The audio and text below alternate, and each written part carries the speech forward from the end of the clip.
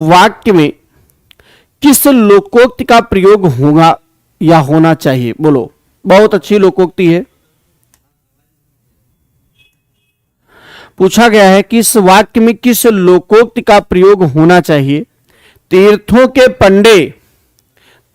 के पंडे और पुजारी प्राय ऐसे यजमानों की खोज में रहते हैं जो, यानी जब आप तीर्थ में जाते हैं तो वहां के पंडे और पुजारी जी क्या सोचते हैं कि हमारे पास कैसा यजमान आवे। यही आपसे पूछा गया है कि आंख के अंधे गांठ के पूरे, यानी आंख से अंधा हो लेकिन गांठ का पूरा हो, अर्थात अंधा नहीं होता है, अर्थात आंख से अंधा का मतलब उसके पास दिमाग भी ना हो, एक अर्थ ले सकते हैं। लेकिन अगर ना देखे तब भी ठीक है, लेकिन गांठ से पूरा हो अर्थात धन धान्य से वह परिपूर्ण हो। मान के मान मैं तेरा मेहमान, गंगा गए गंगादास, जमुना गए जमुनादास, बेमेल की स्थिति आप काज महाराज। बोलो भैया क्या बताएंगे आप? उम्मीद है कि आप बता पाएंगे।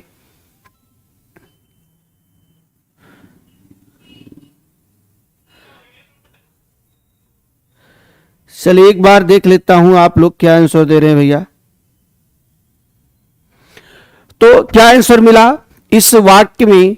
यानी कहा आंख के अंधे गांठ के पूरे, यही आपका राइट आंसर होगा कि दिखाई ना देता हो और धन धान्य से परिपूर्ण होगा, और जब जजमान मेरे पास आएगा जो मैं कहूंगा सब हर बात वो मानेगा और हर प्रकार का वह कार्य करके जाएगा जो मैं कहूंगा। इसलिए आंख के अंधे गांठ के पूरे राइट आंसर।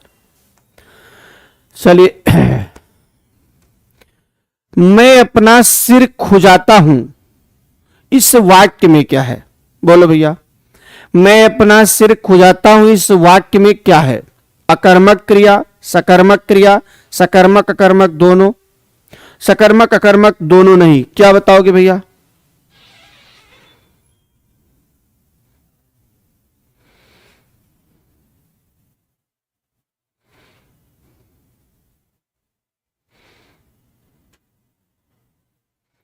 चलिए बिल्कुल उम्मीद करता हूं कि यहां पर आप क्या आंसर देंगे। चलिए एक बार आपका हम कमेंट देख ले रहा हूं, क्या आप क्या दे रहे हैं।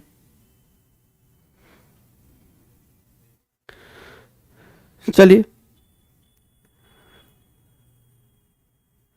क्या बता रहे हैं? बी बी बी बी, काफी लोगों ने बी बताया है, कुछ लोगों ने ये बताया है। चलिए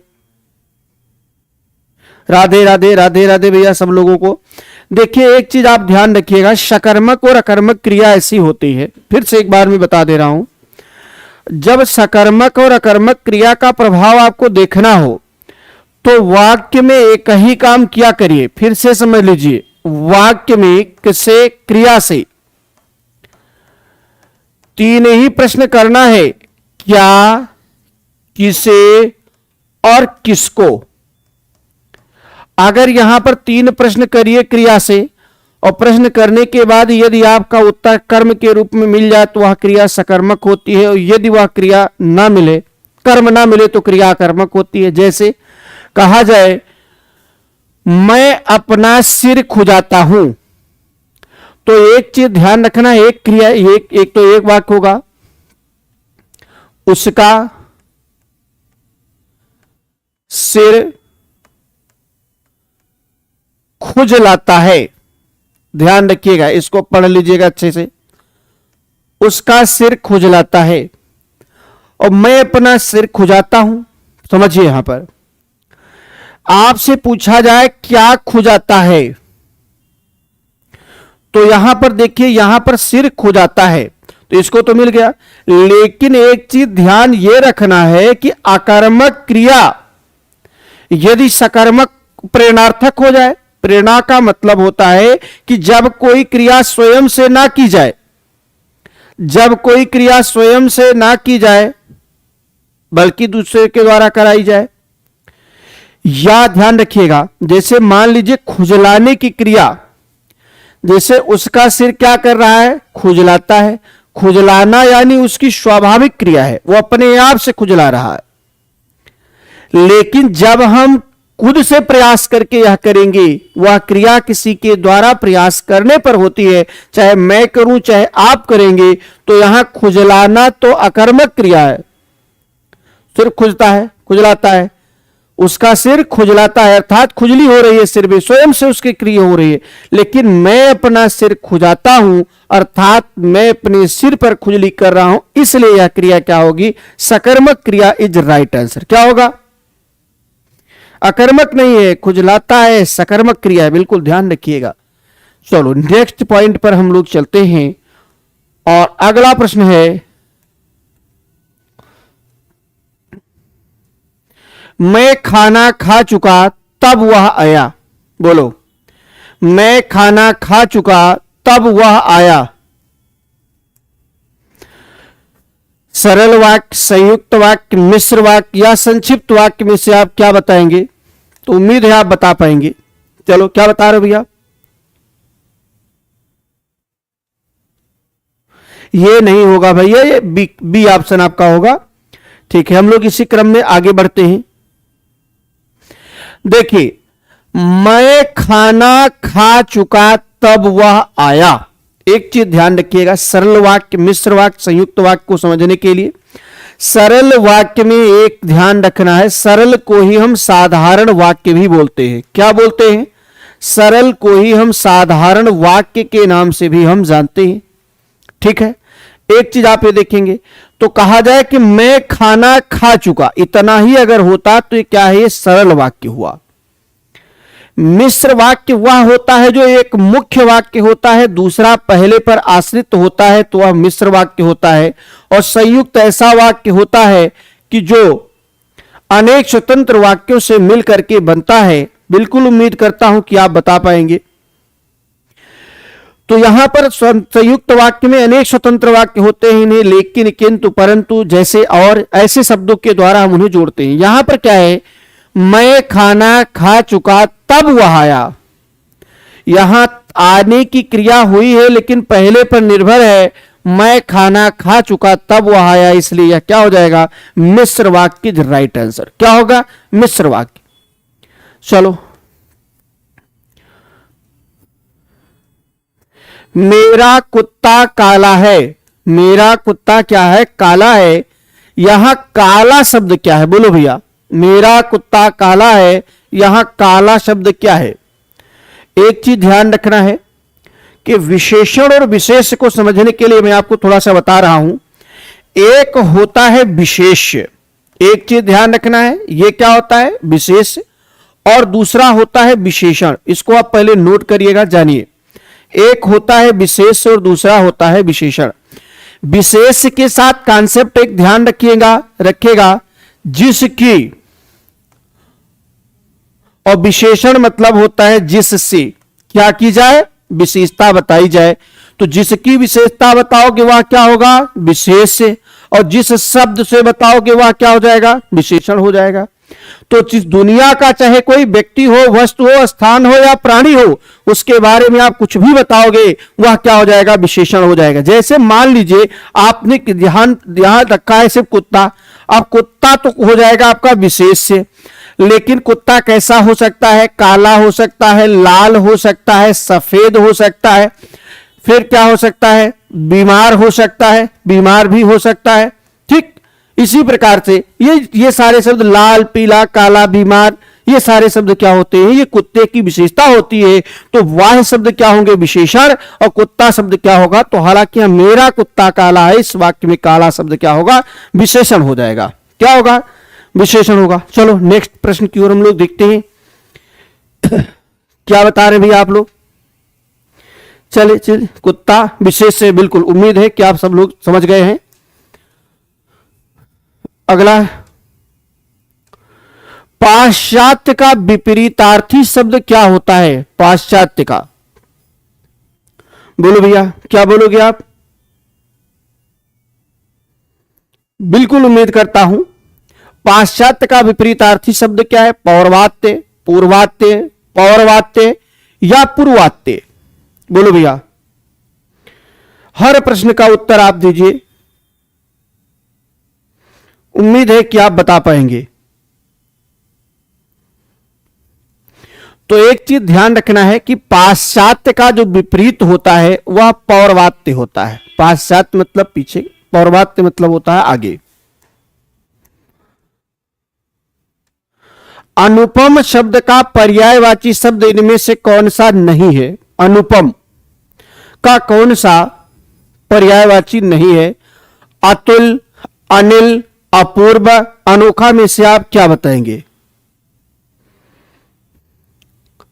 अनुपम का अद्वितीय,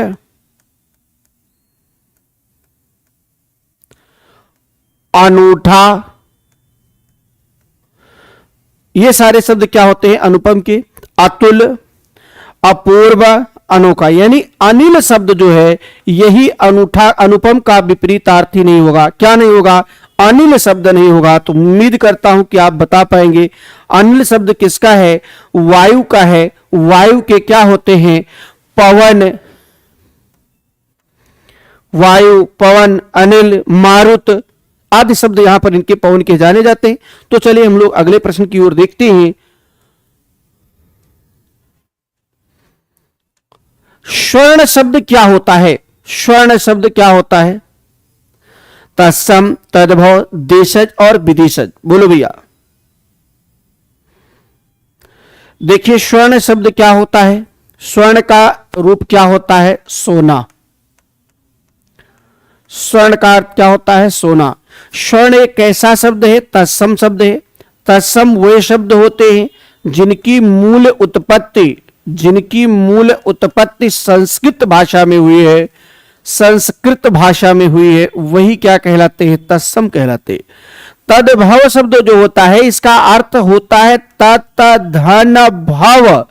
तत् मतलब होता है उससे और भाव मतलब होता है उत्पन्न। उससे उत्पन्न अर्थात संस्कृत से जो उत्पन्न होता है तद्भव होता है। तो स्वर्ण ये क्या होता है? सोना। सोना क्या होता है? सोना तद्भव है और स्वर्ण क्या होगा? तत्सम शब्द के रूप में जाना जाता है। क्या बोलेंगे आप? सोना तत्सम है। चलिए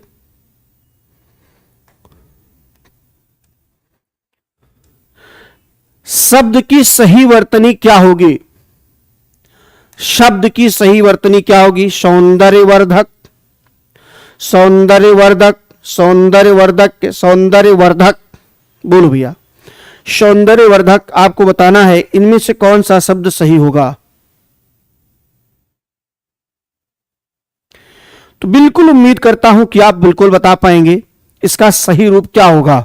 चलो एक बार कमेंट में आपका देख ले रहा हूं, आप लोग क्या दे पा रहे हैं आंसर। आंसर तो आप सही देंगे, बिल्कुल उम्मीद है। डी डी डी डी कुछ लोगों ने ये बताया, कुछ लोगों ने डी बताया है।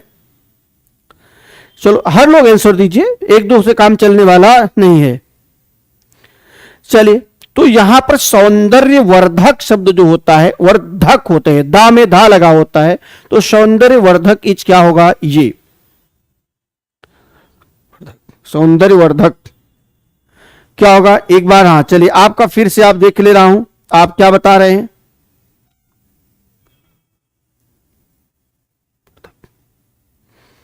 चलिए सौंदर्यवर्धक होता है। चलिए नेक्स्ट पॉइंट पर हम लोग चलते हैं।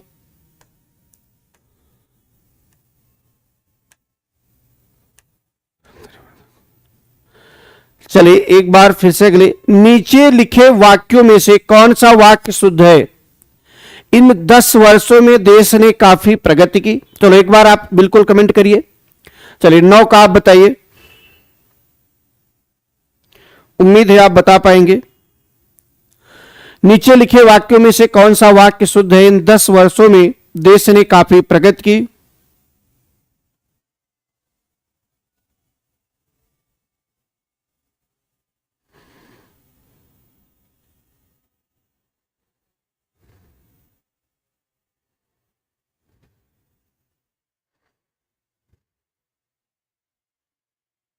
चलिए उम्मीद है कि आप बता पाएंगे।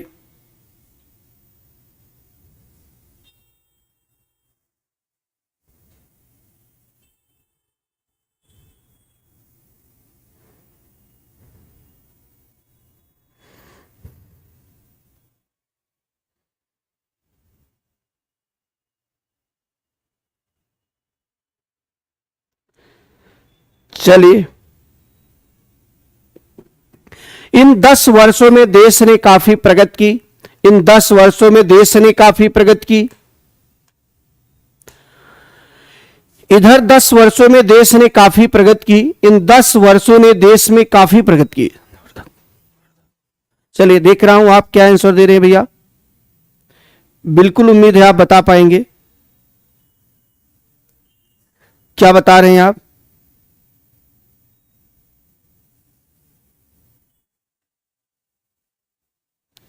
चलिए क्या दे रहे हैं आप?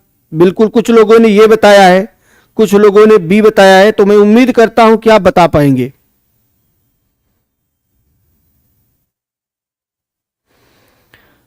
चलो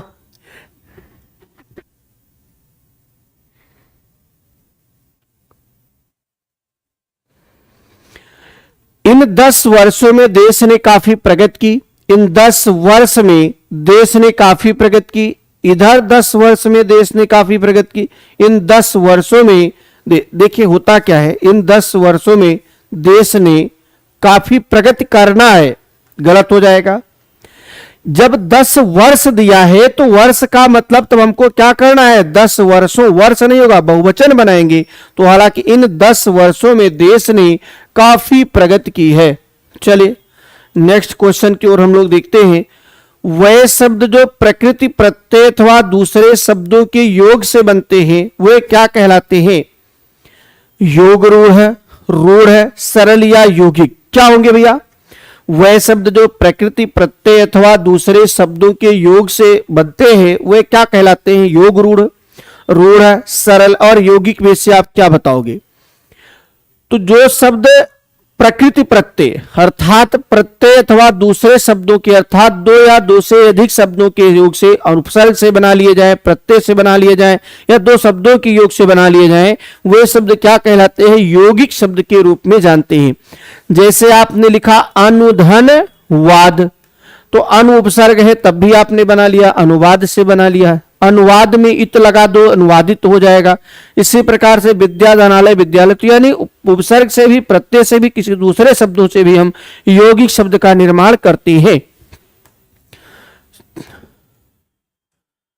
अगला प्रश्न है, पन्नग का समानार्थी शब्द कौन सा होगा? पन्नग, उरग, पेक, पिनाक या केसरी में से आप क्या बताएंगे?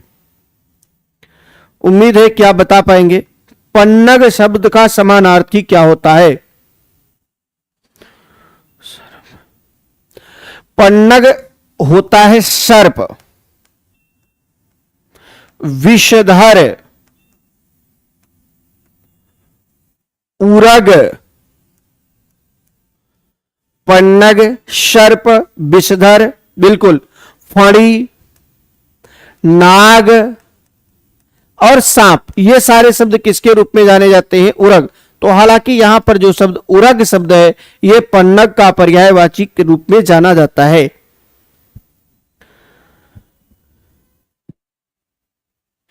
जबकि केसरी जो है यह सिंह का पर्यायवाची है। किसका पर्यायवाची है?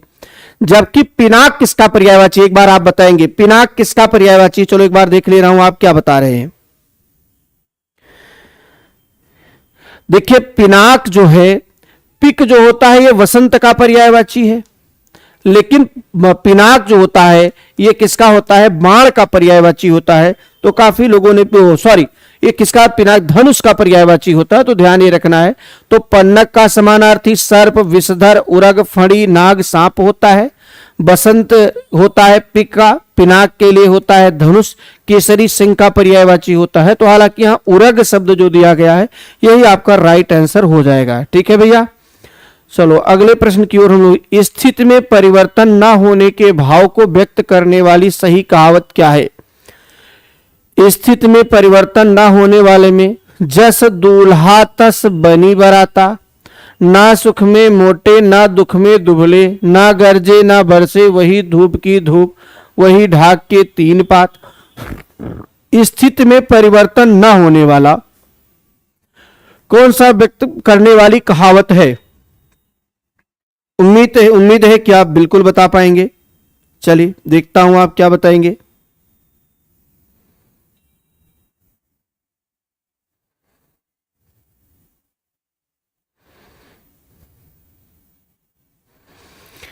देखिए, स्थिति में परिवर्तन न होने का भाव व्यक्त करने वाला जो सही मुहावरा कहावत होती है, वही ढाक के तीन पात, वही ढाक के तीन पात, यानी जैसे पहले था वैसे आज भी है, यानी उसके स्थिति में कोई परिवर्तन नहीं हुआ। ना गरजे बरसे वही धूप की धूप, ये नहीं, ना सुख में मोटे ना दुख में, यानी परिस्थिति में परिवर्तन नहीं होता, लेकिन इसमें मुख्य रूप से देखा जाए वही ढाक के तीन पात इज राइट आंसर होंगे। चलो हम लोग देखते हैं अगले प्रश्न की ओर भैया। धर्म कर्म किस प्रकार का शब्द है? धर्म कर्म किस प्रकार का शब्द है? विकारी है, युग्म है, विशेषण है, अव्यय है? बोलो भैया, धर्म कर्म किस प्रकार का शब्द है, आपको बताना है। धर्म और कर्म शब्द क्या होते हैं?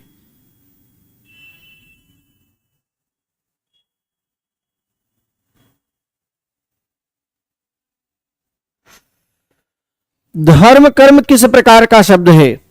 हालांकि ये विकारी शब्द तो है नहीं, विशेषण भी नहीं है, अव्यय भी नहीं है, क्या युग्म में है। धर्म और कर्म क्या होते हैं? एक साथ आए हुए हैं, इसलिए हम इनको युग्म के रूप में जानेंगे, युग्म या युग्म के रूप में जानेंगे।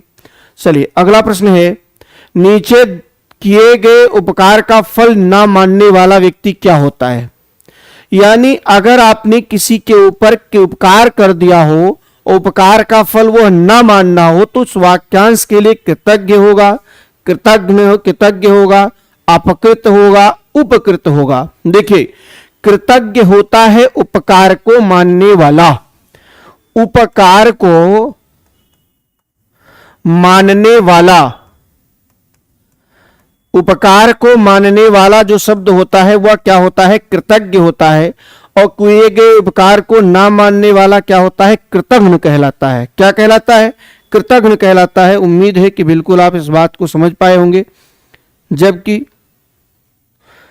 चलिए हम बात करते हैं नेक्स्ट प्रश्न की।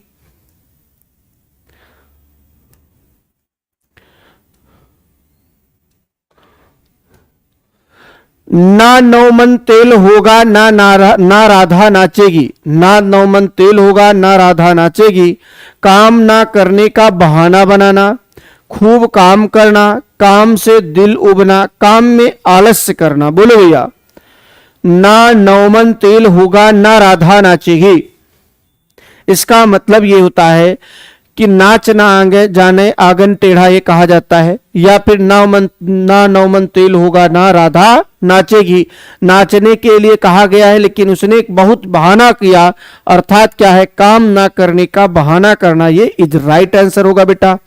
क्या बता रहे हैं आप? उम्मीद है कि आप सही बता रहे हैं। चलिए आपका आंसर भी मैं देख रहा हूं, काफी लोगों ने डी बताया है। काम में आलस्य करना नहीं होता है बेटा, ये क्या? ना नौ मन तेल होगा न राधा नाचे, काम करने का बहाना बनाया जाता है। कि जैसे आपको पढ़ने का मन नहीं होता है, कहते हैं मेरा सर दर्द कर रहा है, मेरे भूख लगी है, मेरे पेट में दर्द हो रहा है, आज लाइट नहीं है, आज पढ़ने का मन नहीं कर रहा है, किसी के साथ खेलने का मन करता है। तो क्या होता है? आप अनेक प्रकार के बहाने बनाते हैं, इस बहाने का रूप होता है।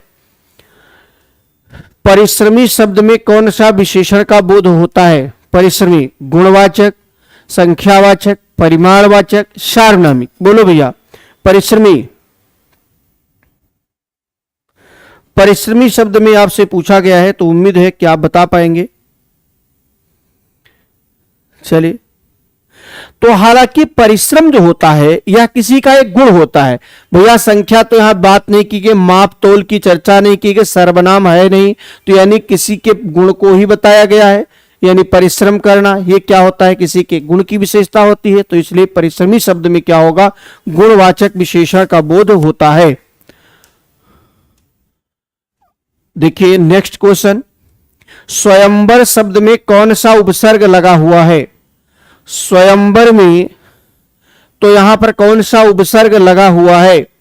स्व, सा, स्वयं, सम। बोलो भैया, उम्मीद करता हूं कि आप बताएंगे। तो स्वयंवर शब्द में कौन सा उपसर्ग लगा है? स्व, सा, स्वयं, सम। बोलो, उम्मीद करता हूं कि आप बिल्कुल बता पाएंगे।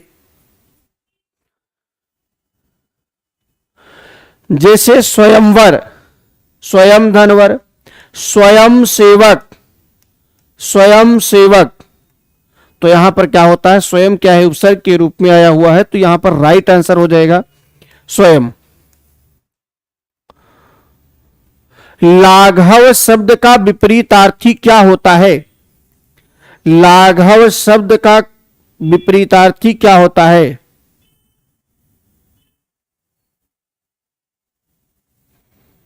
बिल्कुल उम्मीद करता हूं कि आप बता पाएंगे।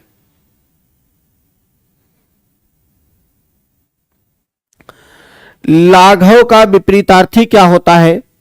लाघव का होता है संक्षेप। संक्षेप मतलब होता है छोटा करना, और उसी को विस्तार होना होता है, मतलब सलाघव का विलोम क्या होता है, विस्तार होता है। लाघव चिन्ह होता है, संक्षेप सूचक चिन्ह, इसी को हम लाघव कहते हैं, उसका विस्तार होता है।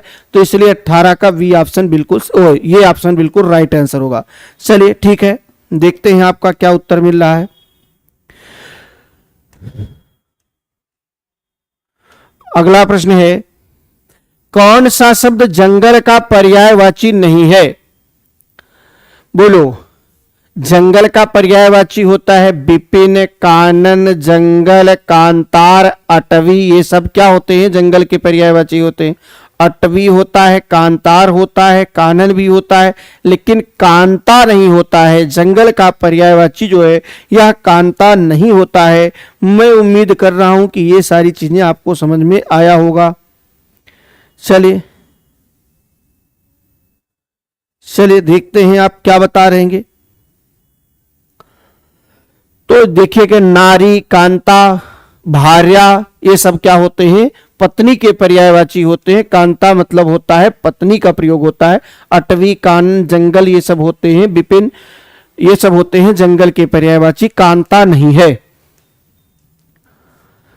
निम्नलिखित शब्दों में से शुद्ध रूप क्या होगा? इसमें शुद्ध रूप बताना है। प्रज्वलित, प्रज्वलित, प्रज्वलित। देखिए प्रज्वलित जो होता है, प्रधन ज्वलित, इसका जो रूप होता है प्र उपसर्ग है, और ज्वल शब्द होता है जलन के लिए, इत प्रत्यय लगा है, इसलिए इसका रूप जो होता है वह प्रज्वलित होता है।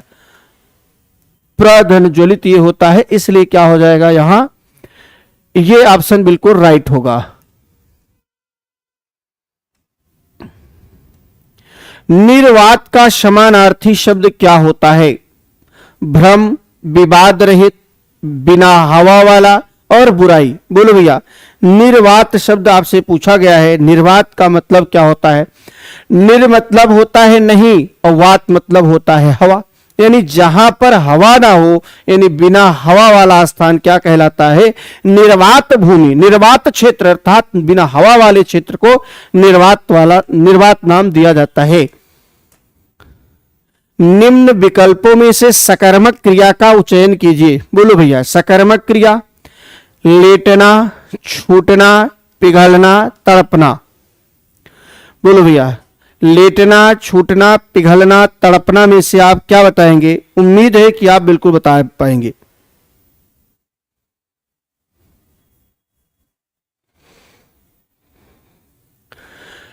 तो एक चीज आप देखेंगे, यहां पर लेटना अकर्मक क्रिया है, छूटना अकर्मक क्रिया है, अकर्मक, लेकिन तड़पना जो होता है ये अकर्मक नहीं बल्कि कैसी क्रिया होती है? सकर्मक क्रिया होती है। चलो अगले प्रश्न की ओर देखते हैं। वह प्रश्न है कि कौन सा शब्द तत्सम नहीं है? बोलो, कौन सा शब्द? घृत का क्या होता है? घी होता है। दुग्ध का दूध होता है। आंसू का होता है अश्रु। तो एक चीज ध्यान रखिएगा, जहां पर ये चंद्र बिंदु वाले शब्द लगते हैं वे प्रायः क्या होते हैं? तद्भव होते हैं। जो चंद्र बिंदु वाले शब्द होते हैं वे प्रायः क्या होते हैं? तद्भव के रूप में जाने जाते हैं। ठीक है,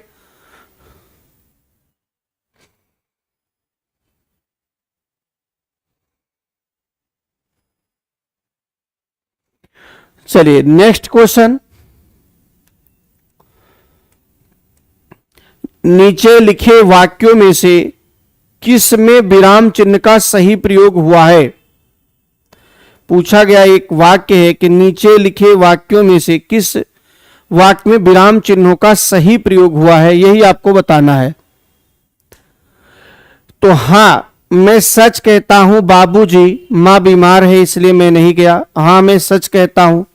तो यहां पर आपका उत्तर एक बार आप देख के दीजिएगा, थोड़ा जल्दबाजी मत करिएगा। तो उम्मीद करता हूं आप सही बता पाएंगे। जब आप हां कहते हैं तो हां के बाद हम क्या करते हैं, अल्प विराम का प्रयोग करते हैं। सच कहता हूं फिर आप अल्प विराम का प्रयोग करेंगे। हाँ मैं सच कहता हूं बाबूजी, बाबूजी कहने पर वाक्य हमारा क्या हुआ, पूर्ण हो गया। मां बीमार है इसलिए मैं नहीं गया, इसलिए यहां पर 24 का सी राइट आंसर हो जाएगा। क्या होगा, 24 का सी इज राइट आंसर होगा। अगला प्रश्न है, कौन सा शब्द अव्ययी भाव समास का उदाहरण होगा। इनमें से कौन सा शब्द अव्ययी भाव समास का उदाहरण होगा। देखिए नवग्रह, नवग्रह ये किसका है, द्विगु समास का उदाहरण है। महात्मा कर्मधारय का। आमरण जो होता है, आमरण उपसर्ग जब लग जगह जाता है, आजन्म, आमरण, अधर्म, प्रतिदिन, ये सारे शब्द क्या होते हैं, तो आभरण जो है यह अव्ययी भाव समास का उदाहरण है। किसका उदाहरण है, अव्ययी भाव समास का उदाहरण है। तो आज हम लोग यहीं पर विराम लेते हैं, नेक्स्ट डे आपसे फिर मुलाकात करते हैं। तब तक के लिए आप लोगों को बहुत बहुत धन्यवाद। आज 25 क्वेश्चन हुआ है। एक बार आप बताइए कि आज आपने कितना क्वेश्चन किया, कितना सही हुआ, कितना गलत हुआ, एक बार हर लोग बताइए। चलो एक बार आप बताएंगे कितना क्वेश्चन आपका सही हुआ। मैं उम्मीद करता हूं कि आप लोगों का क्वेश्चन सही हुआ होगा। बहुत सारे लोगों का सही हुआ होगा, 25 में 25 भी हो सकता है, कोई बड़ी बात थोड़ी ना है। देखिए जो आपके प्रश्न में आता है, देखिए हम पढ़ा रहे हैं इस समय लेखपाल के लिए, तो लेखपाल में बिल्कुल आसान प्रश्न आते हैं, शब्द भेद से ही प्रश्न ज्यादा से ज्यादा आ जाते हैं। ठीक है भैया, तो आज के लिए हम लोग यहीं पर विराम लेते हैं, फिर नेक्स्ट डे आपसे मुलाकात करते हैं। तब तक के लिए बहुत बहुत धन्यवाद।